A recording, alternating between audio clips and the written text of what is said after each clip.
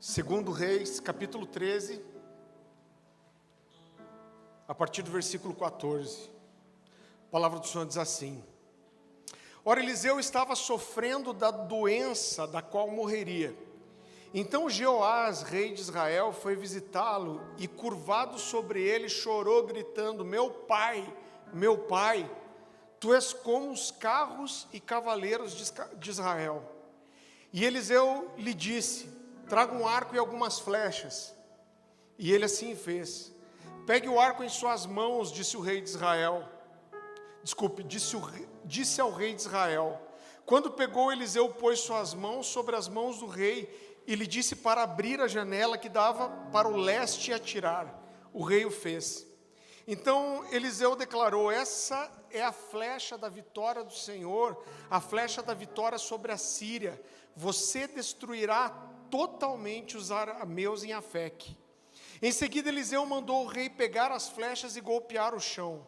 Ele golpeou o chão 3 vezes e parou. O homem de Deus ficou irado com ele e disse: você deveria ter golpeado o chão 5 ou 6 vezes. Então iria derrotar a Síria e a destruiria completamente. Mas agora você a derrotará somente 3 vezes. Queridos, esse período aqui é o período que a gente chama de reino dividido. Então as tribos de Israel se dividiram, 2 tribos se separaram das demais. Por que isso aconteceu? Depois que Salomão morreu e seu filho Roboão assumiu o reinado, o povo chega para o rei Roboão e eles fazem um pedido para o rei. Eles falam: rei, você está assumindo o reinado, e eles dizem: olha, o seu pai colocou um jugo de impostos muito pesado sobre nós. Então Salomão colocou um jugo de impostos principalmente para a construção do templo, muito pesado sobre o povo. E eles chegam e falam: olha, diminua a carga de impostos sobre nós. E queridos, Roboão, em primeiro momento, ele foi aos conselheiros, do rei e pediu a opinião deles sobre o pedido do povo. E esses anciãos, esses conselheiros falaram: olha, atenda ao pedido do povo. Realmente o jugo que seu pai pôs foi muito pesado, e se você aliviar a carga sobre o povo, você vai ter o coração desses caras para sempre. Você vai ter o coração da nação para sempre. Mas o abençoado do Roboão, como a gente diz aqui internamente, burro de pai e de mãe, genética dos 2 lados, ele foi para os seus jovens amigos e perguntou: o que vocês acham que eu devo fazer? E a gurizada peituda falou: não, você deve falar o seguinte, você vai chegar diante do povo e você vai falar: olha, vocês acham que meu pai pôs um jugo pesado sobre vocês? Porque o meu dedo mínimo vai ser mais pesado do que o lombo do meu pai. Perigoso, né? E aí ele fala: se você acha que o meu pai infligiu açoites sobre vocês, eu vou infligir escorpiões sobre vocês. Irmãos, e o resultado disso é que o reino se dividiu. Então foi separado em reino do sul e reino do norte. E o reino do sul é também conhecido como o reino de Judá, e é formado por 2 tribos só que não deixaram Roboão, que é Judá e Benjamim. E as outras 10 tribos formaram o reino do norte, que a capital era Israel. Chamado de reino de Israel, que a capital era Samaria. E o outro reino do norte, a capital ficou como Jerusalém. Mas quando se olha a história, querido, que se segue ao reino dividido, você vai perceber que é um dos períodos assim mais tristes da história de Israel. Por quê? Porque apesar deles se dividirem, os reis dos 2 lados caíram em idolatria, se afastaram de Deus, se envolveram com rituais cheios de prostituição, de idolatria. E várias vezes esses reinos, eles não só se separaram, mas eles lutaram contra si. Eles guerrearam, eles tentaram tomar espaço um do outro. E quando você faz um resumo da história, você vê que foi um período assim realmente muito triste. Só para você ter uma ideia. O reino do norte, num período de 209 anos, ele teve 19 reis. Cara, dá quase um rei para cada 10 anos. Toda vez que um desses reis morriam, as 10 tribos lutavam entre elas para ver de qual tribo se levantaria o novo rei. Desses 19 reis, 7 reis foram assassinados, um cometeu suicídio e um foi ferido por Deus e deposto. Então você vê que o negócio estava feio. Eu quero que você vá comigo para 2 Reis, capítulo 17, um pouquinho para frente.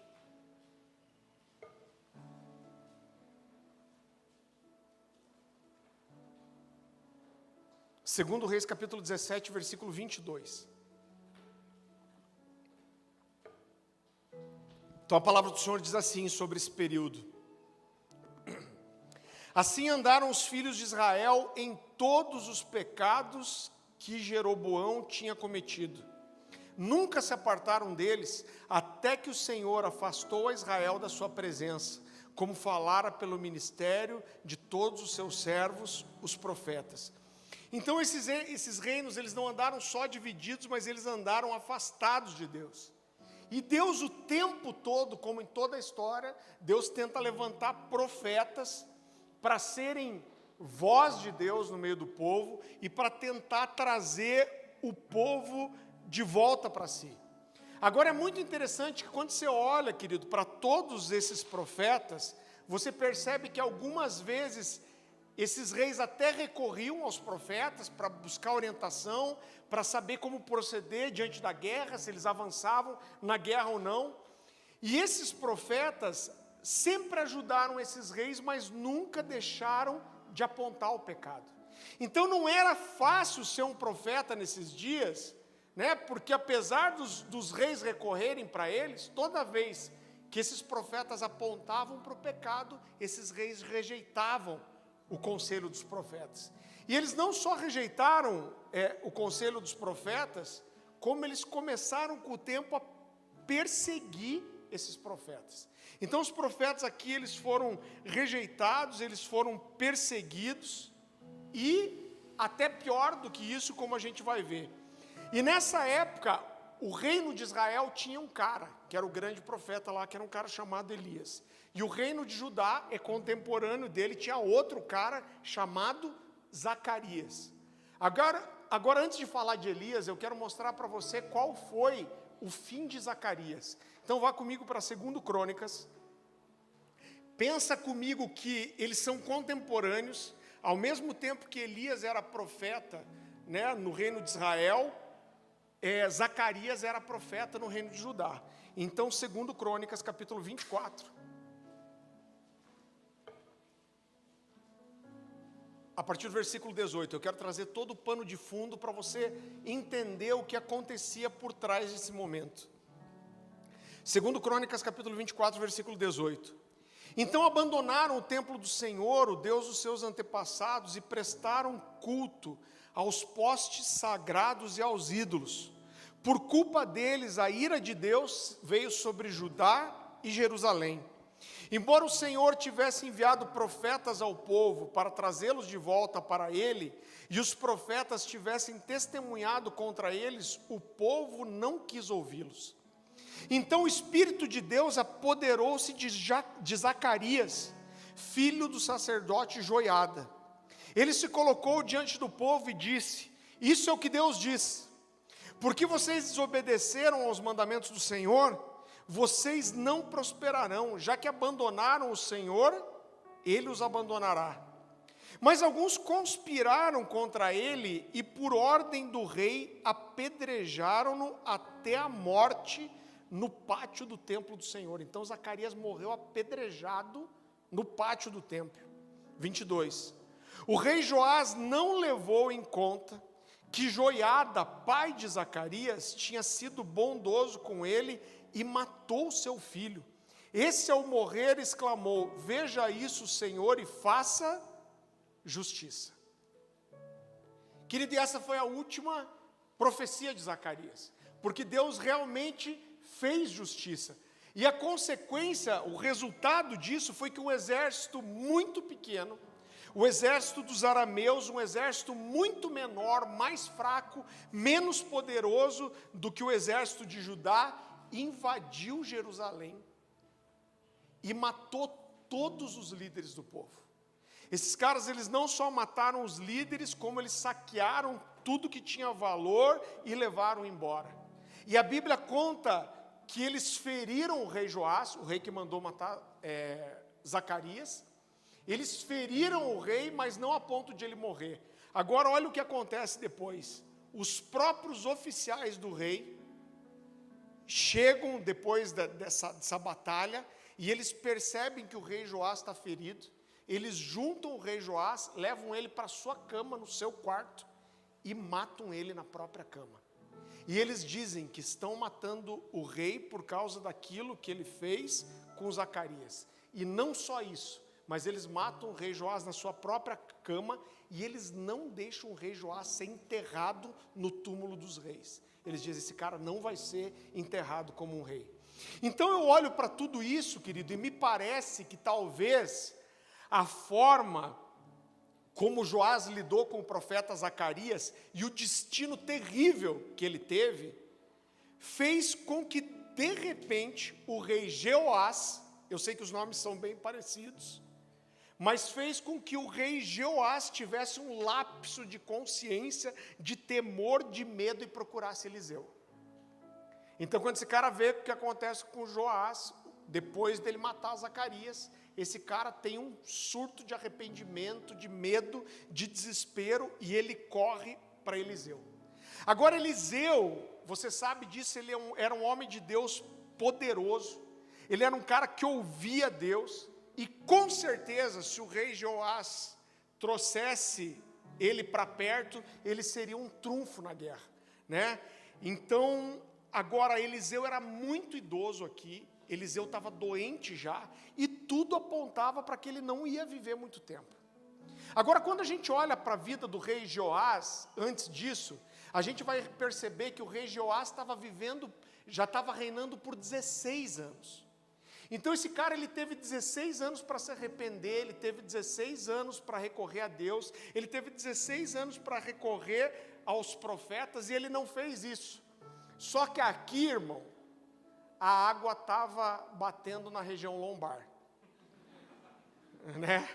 Então, o exército da Síria estava ficando muito poderoso, e ele percebia que uma invasão era iminente, ia acontecer a qualquer momento. E o rei Joás precisava aqui tentar puxar o profeta para o lado dele, tentar puxar Deus para o lado dele, para ele não ter o mesmo fim que o rei Joás. Então, sabendo que eram aqui provavelmente os últimos dias de Eliseu, eu acho engraçado, porque 16 anos ele não faz nada. E de repente, nesse momento, ele vai correndo para Eliseu, e ele já chega desesperado, chorando e chamando Eliseu de meu pai. Meu pai, meu pai. E ele diz, tu és como os cavaleiros e os carros de Israel. O que ele quer dizer?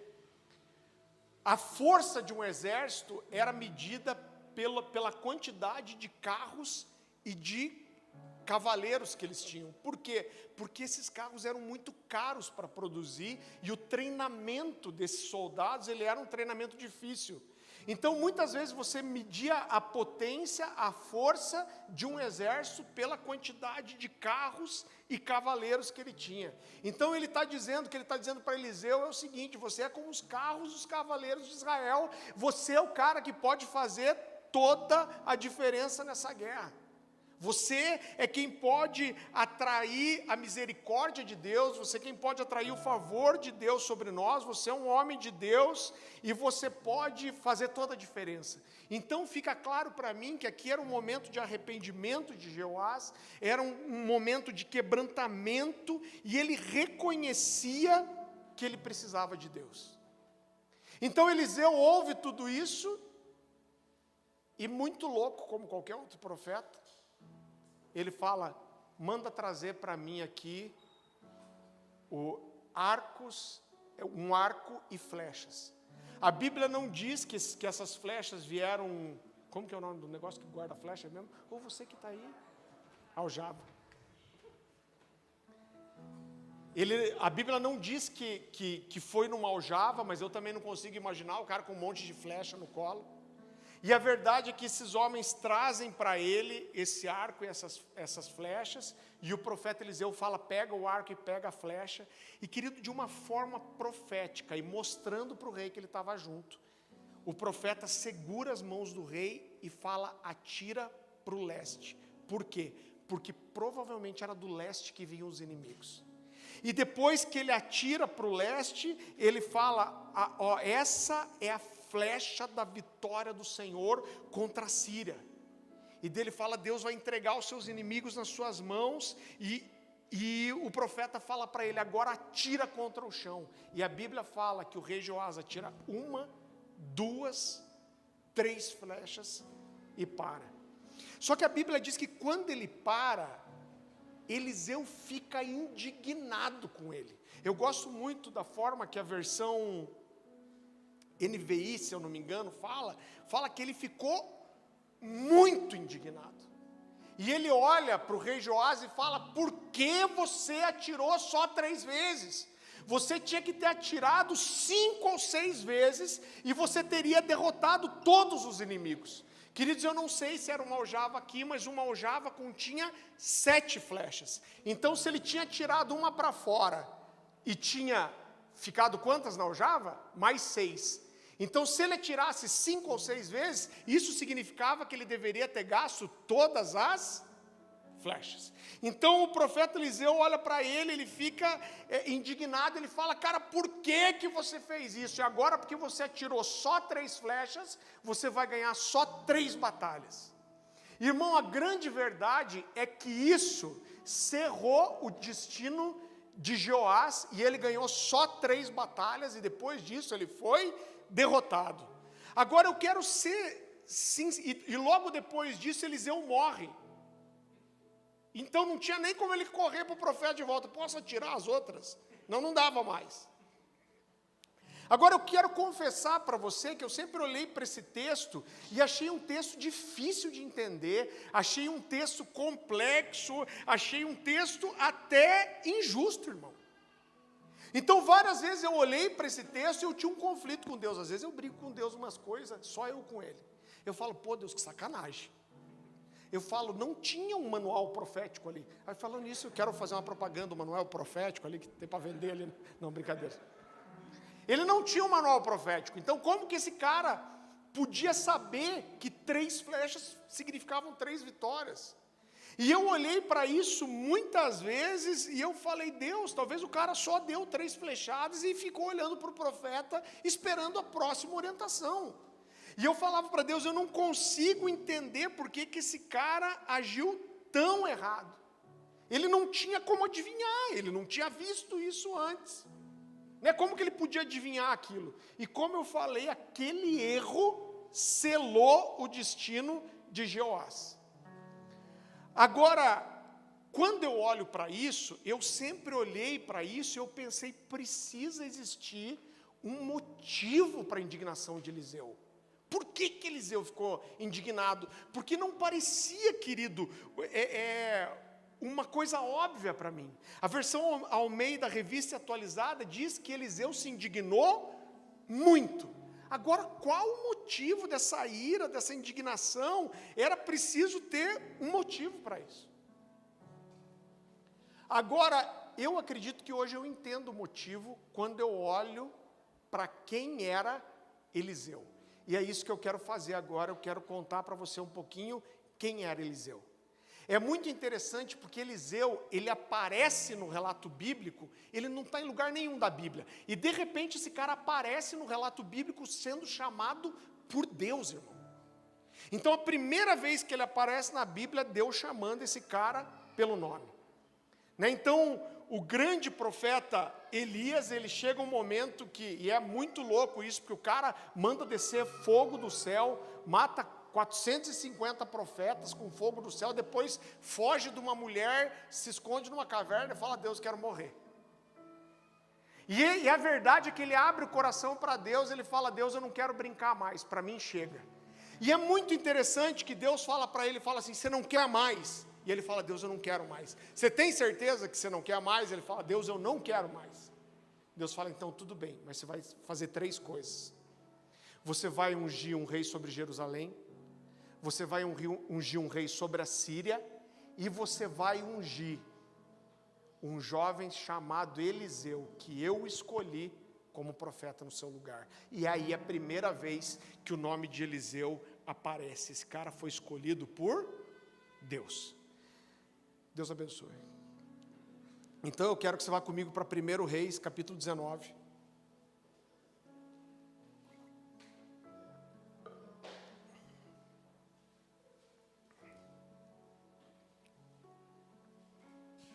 Primeiro Reis, capítulo 19.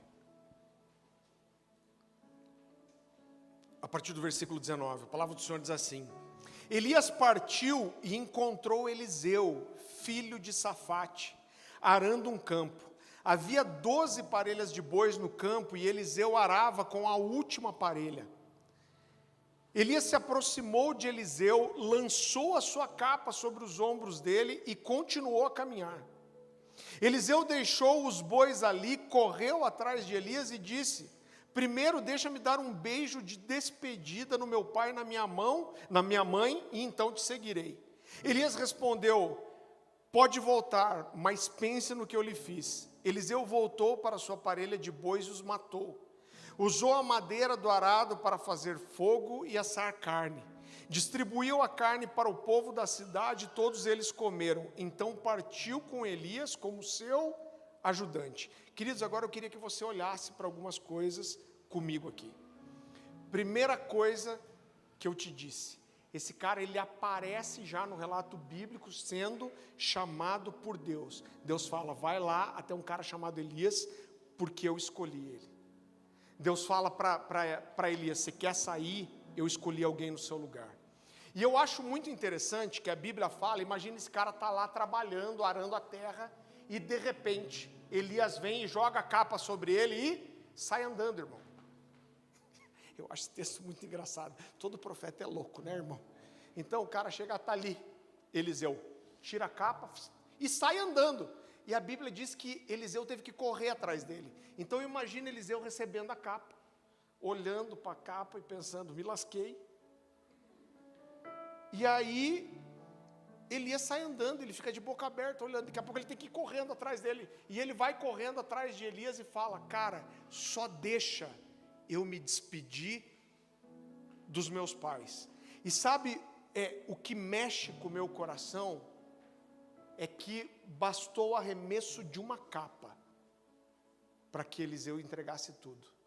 Bastou o arremesso de uma capa para ele dizer: me deixa me despedir dos meus pais. Por quê? Porque ele sabia que ele não ia mais ver os pais. Sabe outra coisa que é interessante, querido? É que esse cara vai para casa e ele acaba com tudo que tornaria possível ele voltar atrás. Ele acaba com tudo que tornaria possível ele voltar para a sua antiga vida. Esses caras eram agricultores, a fonte de renda deles era a agricultura, ele vivia daquilo. Só que ele volta para casa, ele não só se despede dos seus pais, mas a Bíblia diz que ele mata os bois. Com certeza tinha muita madeira no lugar onde eles estavam, mas a Bíblia diz que ele quebra os arados, faz fogo, queima as suas carroças e dá a carne para o povo comer. Então, quando eu olho para isso, fica muito claro para mim que sabe o que Eliseu estava fazendo? Eliseu estava acabando com a possibilidade de um plano B. Ele estava acabando com a possibilidade de voltar atrás, de desistir. Ele estava acabando com a possibilidade de voltar para a sua antiga vida. Ele põe fogo no seu sustento, ele põe fogo na sua antiga maneira de viver. E eu quero te dizer algo muito importante aqui. Para você abraçar o futuro que Deus tem para vocês, tem que abrir mão do seu passado. Às vezes você está esperando algumas coisas de Deus, só que você está com a mão cheia. E às vezes Deus só nos dá algumas coisas quando Ele nos encontra de mãos vazias. Então, querido, quando Elias lança a capa sobre Eliseu, Eliseu sabia o que ele estava fazendo. A Bíblia não fala muito mais aqui, não fala nada, na verdade, sobre Eliseu antes disso, mas a verdade é que Eliseu sabia o que Elias fez com ele. E ele sabia que ele seria perseguido, que eles tentariam matá-lo. Era exatamente nesse mesmo momento que Jezabel estava matando os profetas. Então, quando eu olho para tudo isso, eu fico pensando, cara, o profeta me ungiu. Os profetas são perseguidos pelos reis, ninguém quer ouvi-los. Jezabel está matando todos os profetas, decapitando. Ele falou, cara, eu vou queimar tudo que torne possível eu voltar atrás um dia. Então esse cara queimou tudo. Agora eu olho para a Bíblia, eu acho muito interessante, querido, que você vê que Elias já tinha tido outro auxiliar. Então da mesma forma, Elias levantou um jovem para andar com ele, mas a Bíblia fala que quando Jezabel começa a matar os profetas, ele vai com esse seu servo até Berseba, e aí ele diz para o seu servo, olha, fica aqui que eu vou até o deserto. E o servo fica. E sabe qual é o resultado? É que esse servo não aparece nunca mais. Agora, quando eu olho, querido, eu vejo que Elias tentou fazer a mesma coisa com Eliseu, mas não deu certo. Então, depois de ter lançado a capa sobre Eliseu, sobre uma palavra de Deus, e eu tenho uma coisa, eu não tenho como provar isso para você, mas Elias estava fugindo do quê? Estava fugindo da comissão de ser um profeta, estava fugindo daquela vida, e para mim, ele tentou abandonar esse menino, porque ele sabia que Jezabel estava matando os profetas. Então vá comigo lá para 2 Reis, capítulo 2,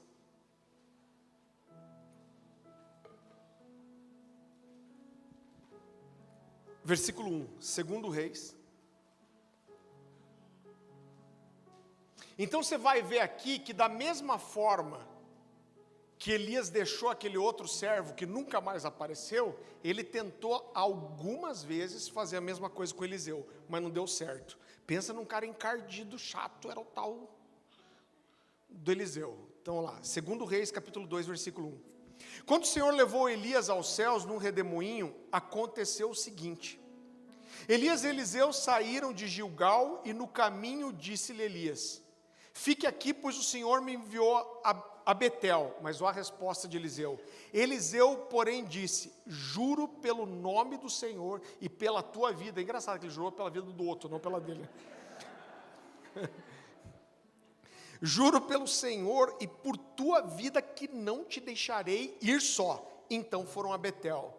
Em Betel, os discípulos dos profetas foram falar com Eliseu e perguntaram, você sabe que hoje o Senhor vai levar para os céus o seu mestre, separando-o de você?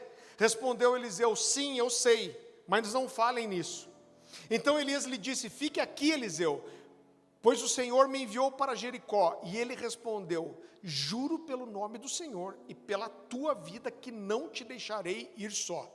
E desceram então a Jericó. Em Jericó, os discípulos dos profetas foram falar com Eliseu e lhe perguntaram, você sabe que hoje o Senhor vai levar para os céus o seu mestre, separando de você? Respondeu Eliseu, sim, eu sei, mas não falem nisso. Em seguida Elias disse, fique aqui, pois o Senhor me enviou ao rio Jordão. Ele respondeu, juro pelo nome do Senhor e pela tua vida que não te deixarei ir só. Então partiram juntos. Agora, sabe o que mexe com o meu coração? É que quando Eliseu recebeu a comissão de ser um profeta, de ser o sucessor de Elias, esse cara era tão intenso, ele era tão convicto daquilo que ele acreditava, que ele não deixava Elias por nada, diferente do outro auxiliar que ficou em Berseba e nunca mais apareceu. Agora é muito interessante, porque chega um momento que Elias diz algo muito especial para Eliseu. Então pula comigo para 1 Reis, capítulo 2, versículo 9.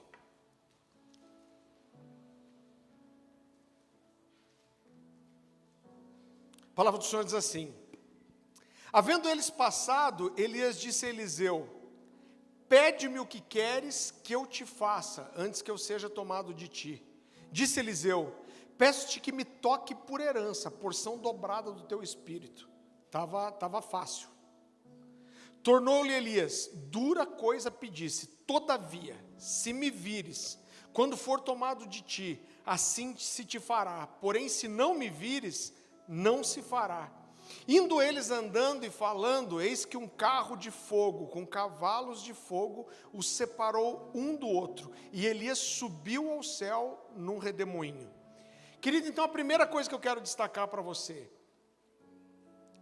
Eliseu era tão intenso naquilo que ele queria, que ele não deixava Elias por nada.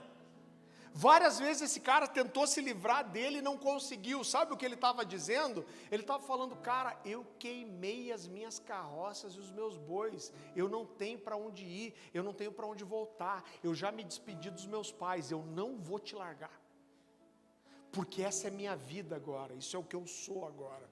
Esse é o meu propósito, esse é o meu destino, esse é o meu chamado. E ele diz: tão certo como vive o Senhor, eu não vou te deixar. Agora, o que eu quero destacar para você é que não existia nenhuma promessa de porção dobrada ainda. E eu quero dizer uma coisa para você, querido: existem destinos extraordinários para pessoas que são intensas. Quando eu era adolescente, eu li uma frase num livro do Charles Swindoll. E ele falou: cara, quanto mais você mergulhar em Deus, mais você vai ver pessoas ficarem no caminho. Quanto mais intenso você se tornar em Deus, menos pessoas você vai encontrar para te acompanharem. Agora, existem destinos extraordinários para pessoas que são intensas. Agora, olha só. Quando Elias chega para Eliseu e fala: o que você quer que eu te faça? Ele diz assim: eu quero a porção dobrada do teu espírito. Era só o maior profeta de Israel, e o cara diz: eu só quero o dobro do que está em você. E aí, o próprio Elias fala assim: você pediu uma coisa difícil. Só que ele põe uma condição para que aquela porção dobrada viesse. E qual era a condição? A condição era: quando Deus me levar, você vai ter que estar comigo. Agora você percebe que a condição que Elias dá para Eliseu era simplesmente continuar fazendo aquilo que ele já fazia. Então, na verdade, é como se Elias dissesse para ele: cara, se quer a porção dobrada, você só precisa de uma coisa: só continua fazendo o que você está fazendo, só continua sendo intenso como você está sendo, só continua sendo intencional como você está sendo. Você não precisa mudar nada, você só precisa permanecer fiel e intenso. Então, quando a gente olha para a vida de Eliseu, você vai ver que Eliseu nunca voltou atrás. Você vai ver que Eliseu, ele fez o dobro dos milagres de Elias. Você vai ver que Eliseu, ele dedicou a sua vida para ser boca de Deus na sua geração. E no final da vida dele, uma vida de fidelidade, de intervenção sobrenatural, de milagre. No final da vida, idoso e sofrendo da doença que logo ia tirar a vida dele, aparece o tal do rei Joás. E mais uma vez, Joás entra chorando, chamando ele de meu pai e pedindo ajuda. E Eliseu se levanta como profeta pela última vez. E como eu falei, ele se levanta, ele manda trazer o arco e a flecha. Ele, como profeta, ele segura as mãos do rei. Ele está dizendo: eu estou com você. E ele fala: essa é a flecha da tua vitória sobre a Síria, atire. E esse depois fala: agora atira contra o chão. E ele atira 1, 2, 3 e... por que você atirou só 3?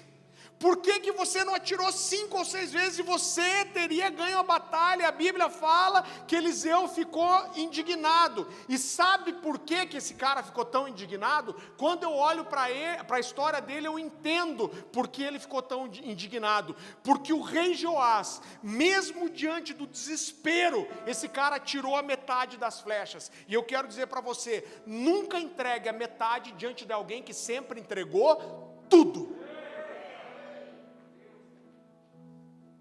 Então, essa é a marca da vida de Elias, irmão. Elias sempre entregou tudo. Bastou o arremesso de uma capa, ele falou, eu vou me despedir dos meus pais para nunca mais vê-los. Bastou o arremesso de uma capa, irmão, para ele queimar seus carros e matar seus bois. Por quê? Porque ele entregou tudo. E quando mesmo diante do desespero, da morte, da desgraça, Jeoás entrega só a metade, ele fica indignado. Ele fala, cara, você não pode estar fazendo isso. Bastou o arremesso de um manto, e ele não tinha um plano B, ele não tinha para onde voltar, ele não guardou nenhuma flecha para depois. Tem um livro ali muito precioso, chamado Até a Última Flecha, não tem nada a ver com o que eu estou pregando para vocês, isso aqui é outra coisa, apesar de ele citar esse texto de Eliseu, mas ele conta uma história naquele livro ali, ele conta a história de um filme, talvez você tenha assistido já, se eu não me engano, até um filme que ganhou o Oscar, uma ficção científica chamada Gattaca. Alguém já assistiu, lembra? Não é dos mais conhecidos. E a história desse filme é a seguinte, eles começaram a mudar as crianças geneticamente, então as crianças elas não nasciam mais de forma natural, e as crianças eram mudadas geneticamente para nascerem perfeitas. Você sabe que existe aí todo um movimento para fazer isso acontecer de verdade. Então toda falha genética, toda limitação, toda probabilidade de doença, toda limitação física era mudado geneticamente para que nascessem crianças perfeitas e isso melhorasse o mundo. Só que apesar de todo o esforço do governo e da sociedade para que os filhos não nascessem mais de forma natural, mas nascessem com a genética perfeita, transformada, de vez em quando, sem querer, alguma criança nascia de forma natural. E na história desse filme tem dois irmãos. Existe um irmão perfeito, com a genética perfeita, e existe o outro irmão que nasceu de forma natural. Só que esse irmão que nasce de forma natural, com todas as limitações, as falhas, as deficiências de que qualquer outro ser humano tem, teoricamente ele nunca ia conseguir competir com o irmão. Só que esse cara, ele é um sonhador. Esse cara, ele não se conforma em ser limitado pela genética dele, ele não se conforma em ser limitado pela história dele, e a verdade é que ele faz de tudo para ganhar do irmão. E ele se destaca do irmão em algumas coisas. E chega um momento do filme em que eles chegam na praia e eles decidem apostar uma corrida de natação. Dá para chamar isso corrida de natação? E eles mergulham os dois na água e começam a nadar, e logo o irmão, que nasceu de forma natural, que deveria ser muito mais fraco, ele toma a dianteira e o outro tenta alcançar, e independente do esforço dele, ele não consegue alcançar. E chega uma hora que ele grita para o irmão indignado, e fala, como que você consegue? Como que você consegue fazer isso? E o irmão não dá bola e continua nadando. Só que eles nadam tanto, e um tentando ganhar do outro, que as luzes da cidade atrás começam a desaparecer, de tão longe que eles foram. E chega uma hora que o irmão, que era teoricamente perfeito, começa a cansar, as braçadas começam a ficar mais espaçadas, ele começa a ficar desesperado, e ele fala, até onde a gente vai? Ele fala, a gente tem que voltar. E aí o irmão que está na frente fala, agora não adianta voltar, é melhor chegar do outro lado. Ele olha e não vê nada. Ele fala, que outro lado? E ele fala, você quer matar a gente, você quer afogar a gente, ele começa a se desesperar. E nessa hora o irmão, que nasceu de forma natural, olha para ele e fala assim, você sabe como eu consigo? Ele fala, como você consegue? Ele fala, sabe por que eu consigo? Porque eu entreguei tudo para ir, eu não guardei nada para a volta. E queridos, nós precisamos ser assim. Quando eu olho para a Bíblia, querido, eu vejo que o entregar tudo é o modelo de Jesus. Esse cara diz para o irmão, você quer saber como eu fiz isso? Eu não guardei nada para a volta, eu entreguei tudo aqui. Eu quero que você abra comigo em Lucas capítulo 9.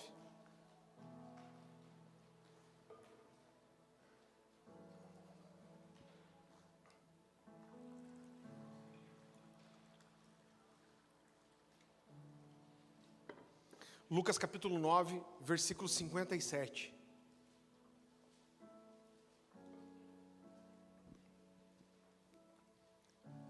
A palavra do Senhor diz assim: quando andavam pelo caminho, um homem lhe disse para Jesus: eu te seguirei por onde quer que fores. Jesus respondeu: as raposas têm suas tocas e as aves do céu têm seus ninhos, mas o Filho do homem não tem onde repousar a cabeça. A outro disse: siga-me. Mas o homem respondeu: Senhor, deixa-me primeiro sepultar o meu pai. Jesus lhe disse: deixe que os mortos sepultem os seus próprios mortos, você, porém, vai e proclame o reino de Deus. Ainda outro disse: vou seguir-te, Senhor, mas deixa-me primeiro voltar e me despedir da minha família. Jesus respondeu: ninguém que põe a mão no arado e olha para trás é apto para o reino de Deus. Querido, o modelo de Jesus é entregar tudo. No Getsemane, a Bíblia diz que Jesus fala para os discípulos: a minha alma está profundamente triste, numa tristeza mortal. E a agonia de Jesus é tão grande que ele sua gotas de sangue. E ele fala para o Pai: Pai, se possível, passa de mim esse cálice. Mas depois ele diz: no entanto, não seja feita a minha, mas a tua vontade. O que ele fez ali foi entregar tudo. Irmão, eu quero dizer uma coisa para você: se você decidiu por Jesus, você não pode ter um plano B. Se você decidiu obedecer a palavra de Deus, você não pode ter um plano B. Se você decidiu ser o que Deus te chamou para ser, você não pode ter um plano B. Você não pode deixar nada que torne uma segunda opção possível. Eu quero que você abra comigo em Hebreus capítulo 10.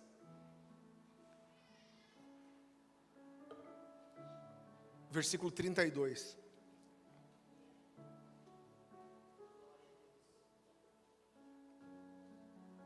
A palavra do Senhor diz assim: lembre-se dos primeiros dias, depois que vocês foram iluminados, quando suportaram muita luta e muito sofrimento. Algumas vezes vocês foram expostos a insultos e tribulações, em outras ocasiões fizeram-se solidários com os que assim foram tratados. Vocês se compadeceram dos que estavam na prisão e aceitaram alegremente o confisco dos próprios bens, pois sabiam que possuíam bens superiores e permanentes. Por isso não abram mão da confiança que vocês têm, ela será ricamente recompensada. Vocês precisam perseverar, de modo que quando tiverem feito a vontade de Deus, recebam o que Ele prometeu.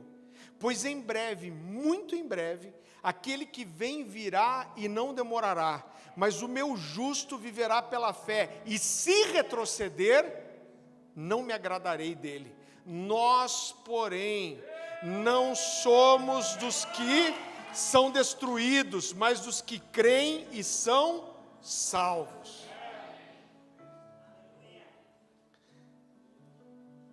Irmão, algumas pessoas chegaram para mim, todos esses anos que eu tenho de ministério, eu ouvi isso, graças a Deus não foram assim tantas vezes, mas eu ouvi algumas vezes.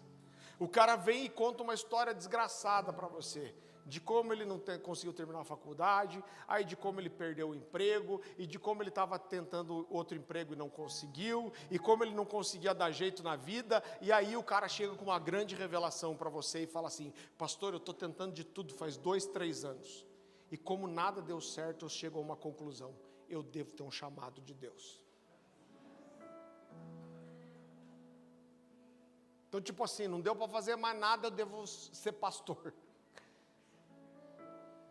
Irmão, não é sobre isso. Eu quero dizer para você que eu não estou pastoreando. Isso é o que eu sou. Isso é minha identidade, é minha comissão, é o meu propósito de vida, o que Deus me chamou para fazer, é a forma que eu vou construir para a eternidade. E a minha pergunta é: quem é você? A gente falou um pouquinho sobre isso ontem. Quem é você na história de Deus? Você já pensou, cara, que você não foi colocado aqui de forma aleatória? Eu olho, eu não sei que geração a gente é, se a gente é a última ou não, mas a verdade é que a gente é a geração mais próxima da vinda de Jesus. Milhares de anos passaram sem que pessoas conhecessem o Messias. Nós conhecemos, nós temos a Bíblia inteira, nós temos a revelação. Agora você já pensou que dias tão peculiares de pandemia, de guerra, Deus confiou esses dias para você? Deus te escolheu para esses dias pontuais, e você faz parte daquilo que Deus quer escrever nesses dias. Cara, isso mexe com o meu coração. Eu gosto muito de uma frase do Global Youth Movement que diz que toda geração tem a oportunidade de transformar o mundo. Agora essa aqui é a nossa vez. Deus nos deu esses dias. Agora, enquanto você tiver um plano B, você não está pronto para abraçar um destino extraordinário. Não está, irmão. Não está, porque todo destino extraordinário, ele é complexo, ele é desafiador, ele é difícil. E eu quero dizer para você que não é nas coisas grandes que as pessoas singulares se diferenciam. Pelo contrário, nas coisas pequenas. Aquele discípulo que Elias deixou em Berseba, ele provavelmente tinha entregue tudo também para seguir Eliseu.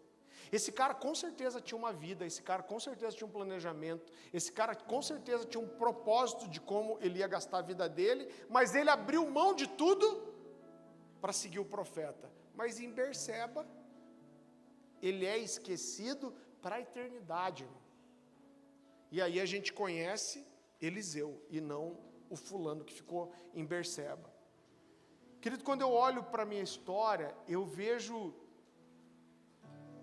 muitos momentos em que eu vi algo singular de Deus, eu sabia que eu tinha que abraçar. Quando eu tinha 17 anos, se eu não me engano, eu estava num grupo que começou na época a Renascer em Cristo aqui em Curitiba, e quem era pastor era o pastor Silas. Esse foi o primeiro cara que me discipulou, e eu lembro que ele era um cara que me chamou a atenção demais. Por quê? Porque ele era um cara que conhecia demais as escrituras, professor de grego, professor de hebraico, dava aula aqui no seminário batista, era um cara que fluía no profético. Cara, quando o cara conhece a palavra assim, o cara flui nos dons, esse é cabuloso mesmo. Se junta o pão e o vinho, o pau fecha. E eu lembro que eu olhei para esse cara, 17 anos, e eu cheguei um dia para ele e falei: pastor, eu queria conversar com você e tal. Ele falou: não, vamos marcar, você vai na minha casa. E eu lembro que eu fui na casa dele. O pessoal que é mais velho com a gente já ouviu essa história. Eu fui para a casa dele, eu lembro que eu sentei, eu falei: cara, e agora o que eu falo para esse cara aqui? Eu falei: pastor, eu vou te falar uma coisa, mas eu não quero que você leve a mal. Eu falei: cara, eu quero sugar você, eu quero aprender, eu quero ser igual a você. E ele ficou me ouvindo, E aí, eu terminei de falar, ele olhou para mim e falou assim: você quer mesmo? Eu falei: quero, pastor. Ele falou: você tem certeza? Eu falei: tenho. Ele falou: o que você faz hoje? Eu fazia cursinho pré-vestibular só, na época à noite. Eu falei: cara, eu faço só o cursinho. Ele falou: então eu vou te fazer uma proposta. Você vai vir na minha casa todo dia, de segunda a sexta, como se fosse um trabalho, das 9 da manhã às 6 da tarde, você vai estar aqui para me servir, depois você pode sair para ir para o seu cursinho, e você vai me servir, mas no meio disso você vai aprender. Ele falou: você quer? Irmão, não tinha nem coragem de dizer que não, né? Já tinha feito uma propaganda lascada, né? Falei: eu quero. Ele falou: então beleza, apertou minha mão, me empurrou para a porta, até amanhã, 9 horas da manhã. Ele falou assim: ó, não é 9:01 e nem 9:02, é 9 horas. Irmão, fui dormir me borrando, né? Acho que acordei umas 10 vezes, achando que estava atrasado. Aí acordei e saí tão cedo de casa que eu fiquei uma meia hora esperando o portão dele, tipo assim, cara, eu também não vou 8h59, vai que eu levo uma fumada do cara, né? Aí quando deu 9 horas, eu toquei o interfone e subi. Eu lembro, irmão, foi esquisito pra caramba. E eu lembro que eu subi e ele abriu a porta. A hora que ele abriu a porta, ele falou assim: sabe fazer chimarrão? Eu falei: sei. Ele falou: então ali é a cozinha, você pode entrar lá, tá as coisas lá, faz o chimarrão e depois vai para aquela porta ali, que é o meu escritório, eu estou orando lá, você pode entrar. E vazou, irmão. tipo Elias, lançando a capa. Eu falei, mano, que cara esquisito, né? E aí, imagina na casa do cara, nunca tinha pisado na cozinha do cara, já mexia nas coisas, e o medo de fazer o chimarrão errado. Eu fiquei pensando, será que o cara vai me ensinar a ser um homem de Deus ou a ser um gaúcho, né? Vai que eu entro e ele olha para mim e fala, desperto, tu que dormes, né? É meio gaúchesco esse texto, não é?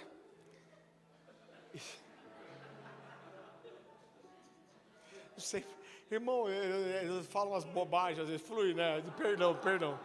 Você está acostumado já, né? E aí eu entrei na sala do cara, entreguei o chimarrão, e a primeira coisa que o cara falou para mim, ele olhou para mim e falou assim, negócio é o seguinte, eu vou te ensinar a orar tomando chimarrão. Eu falei, sério? Ele falou, sério. Eu falei, por quê? Ele falou, cara, porque é o seguinte, a maioria das pessoas chega diante de Deus e começa a falar, Deus, fala comigo. E aí, em nome de Jesus, amém. E vira as costas e vai embora. Quando Deus ia falar, deixou Deus no vácuo. Já foi. Ele falou, então a primeira coisa que eu quero te ensinar é você aprender a calar a boca na oração para ouvir o que Deus fala. Ele falou, o chimarrão você não pode tomar com pressa, senão você se queima. Então eu vou te aprender eu vou te ensinar a você aprender a falar, mas também para orar, para ouvir Deus. Eu falei, mano, o cara é ninja mesmo. Esse cara é bom. O resultado foi que eu fiquei meses servindo esse cara assim. O segunda a sexta virou segunda a segunda, o 9 às 6 da tarde, várias vezes eu acabava até dormindo na casa deles. E eu falo que eu tive um discipulado estilo Karate Kid, porque, irmão, eu fazia tudo. Eu levava o cachorro dele para passear, eu fazia mamadeira para os filhos, eu pagava as contas da igreja, mas no meio de tudo isso, eu aprendi muita coisa. Por quê? Porque foi a primeira vez que eu viajei com um pastor para ministrar. Esse cara ia ministrar, me levava. Esse cara fazia um atendimento quando eu não podia participar, ele depois sentava e falava, olha o BO, olha como eu resolvi. E foi o cara que profetizou na minha vida que eu ia escrever, foi o cara. Então eu vi uma oportunidade ali, eu entreguei tudo. E quando eu olho para a minha história, querido, eu posso ver várias vezes em que eu entreguei tudo que eu tinha. Desde os 16 anos eu chorava em pedindo para Deus para estar no ministério em tempo integral. E aí, quando eu e a Dani casamos, eu fiz um planejamento, falei, Deus, em 5 anos eu quero estar em tempo integral. Eu acho que estava ali no 3º ano. E, irmão, não acontecia nada, eu falei, eu vou dar uma provocada no céu. Aprenda isso. Às vezes a gente tem que provocar o céu. Eu falei, eu vou dar uma intimada em Deus. E eu acordava, se eu não me engano, 7h30 da manhã, para me arrumar para ir para o trabalho. Eu comecei a acordar às 7, comecei a acordar às 6h30, comecei a acordar às 6, comecei a acordar às 5h30, comecei a acordar às 5. Então eu lembro da oração, quantas vezes que eu fiz. Eu acordava às 5 horas da manhã. Eu abria a janela de um apartamentinho que a gente morava aqui perto, e eu ligava a água do meu chimarrão e eu falava para Deus, Deus, e aí? O sol não nasceu, mas eu já estou aqui te esperando. Eu falava, faz alguma coisa acontecer na minha vida. E foi numa dessas orações que Deus me falou um dia, Deus me falou, ó, em 6 meses, você pode pedir demissão que eu vou cuidar de você. Eu já contei essa história em outra mensagem, 2 semanas depois disso, o pastor Paulo Subirá chega para mim e fala, você está orando para estar no ministério em tempo integral? Eu falei, por quê? Falou, porque Deus me falou que em 6 meses Deus vai cuidar de você. Irmão, falei, pronto, é isso. Marquei lá 5 meses, porque eu falei, a empresa vai me pedir para eu treinar alguém no meu lugar antes de sair, vai chegar aqui com 5 meses e eu vou sair. Só que olha só, eu não tinha R$1 guardado. Eu não tinha salário da igreja, eu não era pastor, e eu tinha o quê? Eu tinha uma palavra de Deus e eu estava disposto a queimar as carroças. E eu lembro que eu fiz uma prova com Deus. Eu falei, Deus, quando der 5 meses, eu vou pedir para esses caras me desligarem. Eu falei, mas eles precisam me mandar embora. Por quê? Porque eu não tenho R$1 por mês que vem. Então eu preciso dessa rescisão para eu viver durante, sei lá, o que o Senhor vai fazer. Durante um tempo. Falei, um dos sinais é que esses caras vão aceitar me mandar embora.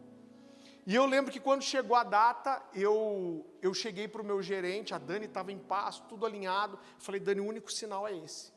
mas Deus falou comigo, esses caras vão me mandar embora. Eu lembro que eu chamei meu gerente, eu falei, cara, o negócio é o seguinte, eu amo esse lugar aqui, amo trabalhar aqui. Eu trabalhava no grupo RPC, na Gazeta do Povo. Eu falei, cara, mas eu vou sair para ser um pastor. Eu falei, cara, eu não tenho salário, não tenho nada, eu precisava que vocês me mandassem embora. Daí ele falou, puxa, Farley, é mesmo? Eu falei, cara. Ele falou, eu preciso falar com a minha gerente. E aí ele foi, falou com a gerente dele, no mesmo dia ele me chamou, ele falou, olha, Farley, eu falei com a minha gerente falou com a gerente dela, e falou, cara, faz anos que a empresa não manda ninguém embora. Então, se você quer sair, você tem que pedir demissão. E falou, cara, não tem o que fazer. Eu falei, é mesmo, cara? Falei, eles falaram que há um tempo, até quando alguém ia embora para fora do Brasil, eles mandavam embora para a pessoa pegar fundo de garantia, essas coisas, mas no teu caso, cara, eu fui para os 2 estágios acima de mim e não tenho o que fazer. Irmão, foi um balde de água fria, aí o temor começa a vir, você fala, cara, será que eu não ouvi de Deus? Será que não era isso? Será que eu viajei na maionese? Irmão, todo mundo é sujeito. Eu lembro que eu fiquei arrasado, entrei no carro, isso foi no final do dia, eu lembro que eu estava ali na Marechal Floriano, a gente morava no Xaxim, e eu lembro que eu fui dirigindo e falando com Deus, Deus, o que aconteceu de errado? Eu falei, acho que eu viajei na maionese. Eu falei, porque Deus, eu falei com todo mundo, fiz tudo que dava, e eles falaram que não vão me mandar embora. E falei, e aí, Deus? Irmão, eu ouvi Deus falar comigo. Deus falou para mim assim, você ainda não fez tudo. Eu falei, como assim não fiz tudo, Deus? Deus falou para mim assim, você ainda não falou com os donos da empresa. Irmão, 1.800 funcionários. O cara era quase uma lenda, assim, ninguém nunca via ele. É tipo cabeça de bacalhau, você sabe que existe, mas nunca viu. Então, assim, inacessível. Aí, mas isso foi tão forte de Deus, Deus falou comigo, que eu fui para casa, conversei com a Dani, e eu falei assim, Dani, eu acho que Deus falou comigo, eu tenho que falar com os donos da empresa. Tá, como que você vai fazer? Eu falei, Dani, eu vou fazer uma carta, e eu vou entregar para o meu gerente, vou pedir para o meu gerente tentar entregar para os donos da empresa, ou me passar o e-mail. E aí, quando eu fui fazer essa carta, eu falei, eu vou chutar as canelas, vou arregaçar tudo, vou fazer uma carta crente, que se Deus estiver nisso, Ele vai resolver desse jeito. E esses tempos atrás, eu estava mexendo nas coisas, e eu encontrei a abençoada da carta. E eu queria ler, eu não vou ler ela inteira, mas é uma carta de 2010, e eu digo assim, senhores presidentes da empresa tal, meu nome é Farley Labati, eu sou do comercial, desde 2006, sou cristão evangélico, e desde tenra idade, quem que escreve tenra idade, né? Eu tinha 60 anos quando eu escrevi essa. Eu sou tipo Benjamin Button, eu tinha 70 aqui. Agora. Ai, Jesus, achei que estava arrebentando, né? Sou cristão evangélico e desde tenra idade, as questões espirituais e eclesiásticas são latentes no meu coração. Hoje, com 33 anos, meu envolvimento e comprometimento com a igreja é profundo e diverso. Apesar de ter cursado administração e procurado me desenvolver profissionalmente, meu desejo e propósito sempre foi o de corresponder à vocação pastoral em tempo integral. Para isso tenho me preparado há anos, não apenas nas questões teóricas, mas na busca de um caráter cristão condizente com uma função sacerdotal. Apesar de a oferta ser para receber um salário bastante inferior, que no momento era 100% inferior, ao que tenho hoje na Gazeta do Povo, isso tem pouca relevância diante de coisas que pretendo construir para a eternidade. Não tenho nenhum interesse em voltar a trabalhar secularmente após a minha saída da Gazeta. Agradeço sua atenção e gostaria de ressaltar que me sinto e sempre me senti privilegiado por trabalhar nessa empresa. Não tenho dúvidas de que gostaria de me aposentar aqui, caso não tivesse esse chamado espiritual na minha vida. Irmão, quando eu li essa carta de volta, tantos anos depois, eu senti vontade de chorar. Eu falei, cara, mais uma vez aqui, eu atirei todas as flechas. Cara, nenhum cara ação vai querer um funcionário desse.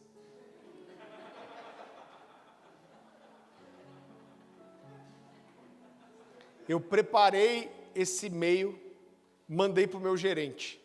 Falei, cara, você pode me dar o e-mail dos diretores da empresa, os donos da empresa, para mandar esse e-mail? Falei, cara, você pode então encaminhar? Ele teve que mandar para outra gerente. Ele falou, o pessoal está tentando encaminhar teu e-mail para os donos da empresa. E por 3 dias eles não me deram retorno nenhum.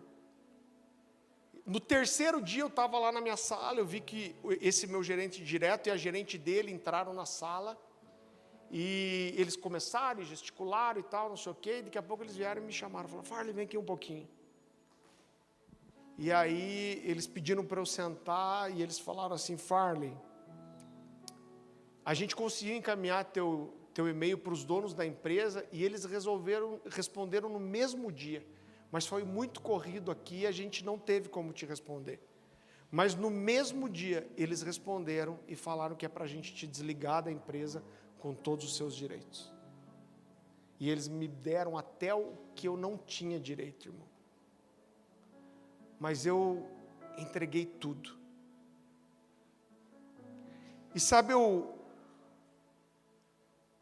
estou trazendo essa mensagem como uma sequência da mensagem da semana passada. E, queridos, eu entendo que existe um momento, um ambiente profético de transição aqui. Eu sinto que Deus está mexendo com vários de vocês. Talvez você nem é daqui, você caiu de paraquedas, você é muito bem-vindo aqui, mas eu quero que você tome essa palavra para você.